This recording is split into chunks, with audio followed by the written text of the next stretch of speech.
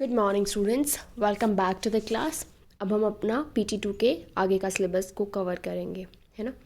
तो बच्चों, आप अपनी स्क्रीन पर जो देख रहे हैं क्या है ये, है ना। बहुत सारे देशों के झंडे लगे हुए हैं और कुछ सर्कल्स बने हुए हैं जो एक दूसरे को टच कर रहे हैं।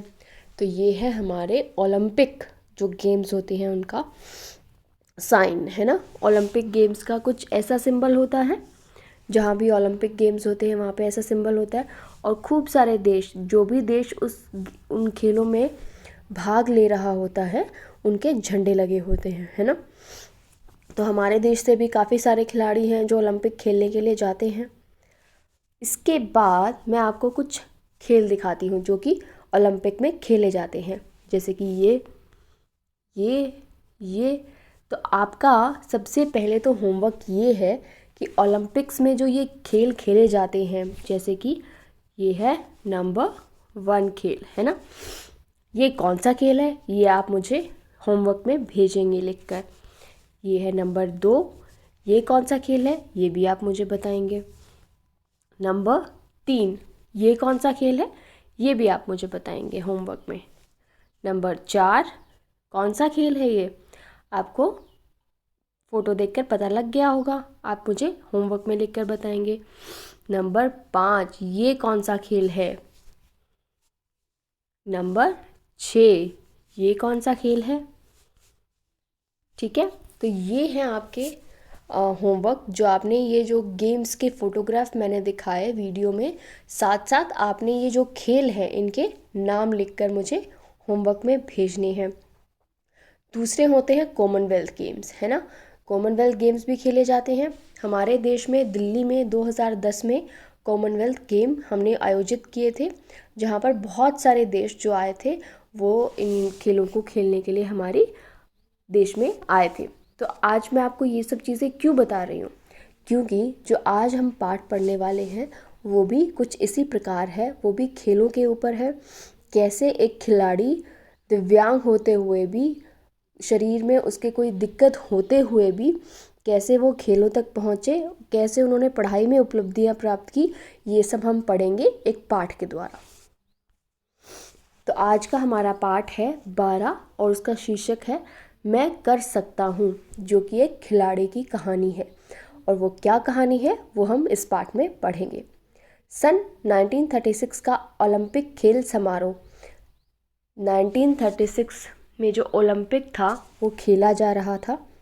खेल जगत में एक अभूतपूर्व तथा विलक्षण घटना घटी। ऐसी घटना जो किसी ने सोची भी नहीं थी, ऐसी घटना घटी सन 1936 के ओलंपिक में। और वो क्या घटना थी वो हम इस पाठ में पढ़ेंगे। तो अभूतपूर्व, अभूतपूर्व का अर्थ क्या होता है। अभूतपूर्व, विलक्षण। अभूतपूर्व विलक्षण, जो किसी ने सोची नहीं थी, ऐसी घटना जो है ओलंपिक के गेम्स में घटी। विलक्षण, अद्भुत, अनोखी घटना ऐसी घटी जो पहले कभी हुई नहीं थी। लकड़ी से सूखे पैरों वाले एक दिव्यांग व्यक्ति। दिव्यांग क्या होता है बच्चों। दिव्यांग व्यक्ति, दिव्यांग जो किसी न किसी तरीके से अपाहिज है, शायद उसके शरीर में कोई ना कोई कमी है। लकड़ी के सूखे, आपने लकड़ी देखी कितनी पतली होती है, तो वैसे पैरों वाला एक व्यक्ति था, दिव्यांग व्यक्ति था। दिव्यांग हम उसे कहते हैं जिसके शरीर में कोई ना कोई कमी होती है। ये जब श्रेष्ठ धावक का खिताब जीतकर दूसरा स्थान प्राप्त कर रजत पदक जीता, तो सारी दुनिया की आंखें फटी की फटी रह गई। तो जो दिव्यांग व्यक्ति था उसकी जो पैर थे वो बिल्कुल लकड़ी की तरह सूखे, बिल्कुल पतले थे।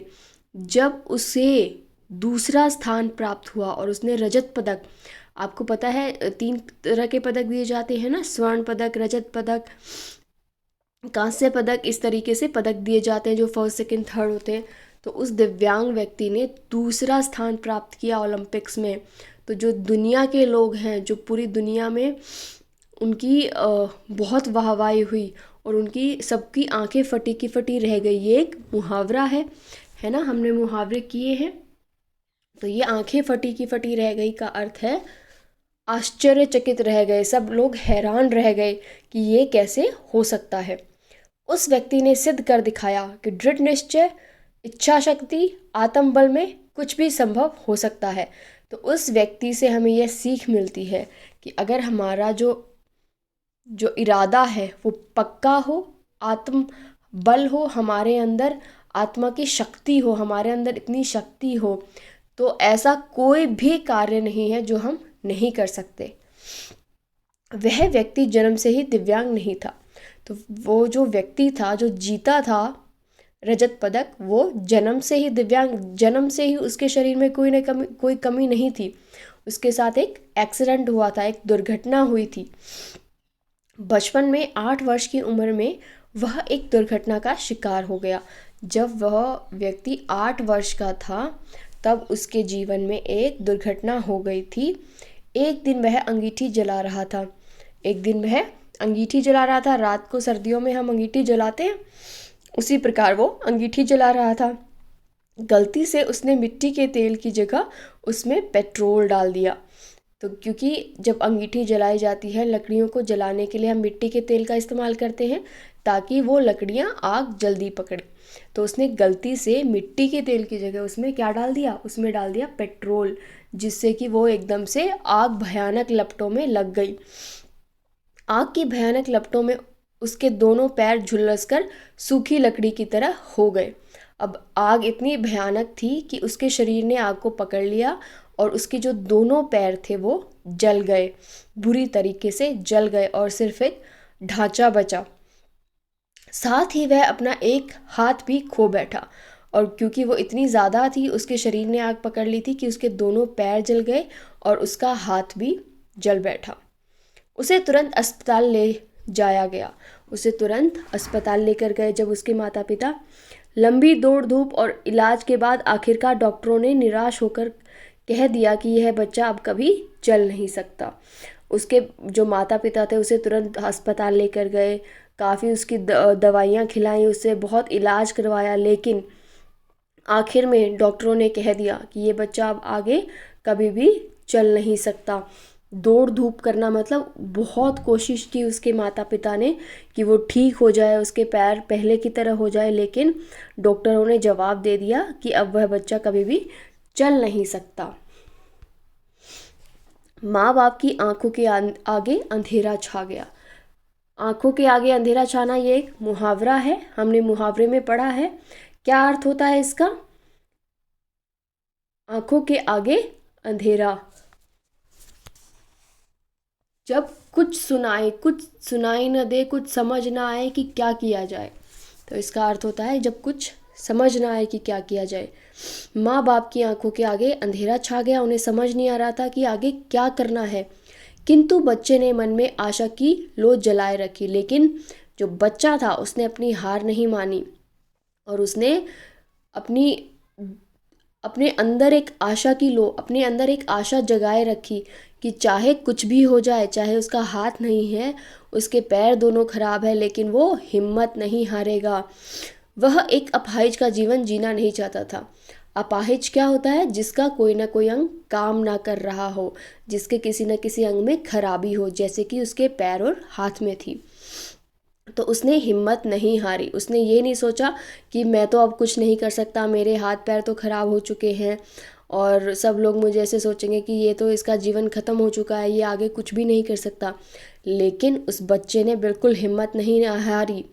कष्ट और पीड़ा झेलते हुए भी उसने अभ्यास जारी रखा। चाहे उसको कितना भी कष्ट हुआ, कितनी भी दिक्कतें आई उसके रास्ते में, लेकिन उसने अपना जो अभ्यास है, दौड़ने का अभ्यास, वो हमेशा जारी रखा। उसका आत्मविश्वास रंग लाया।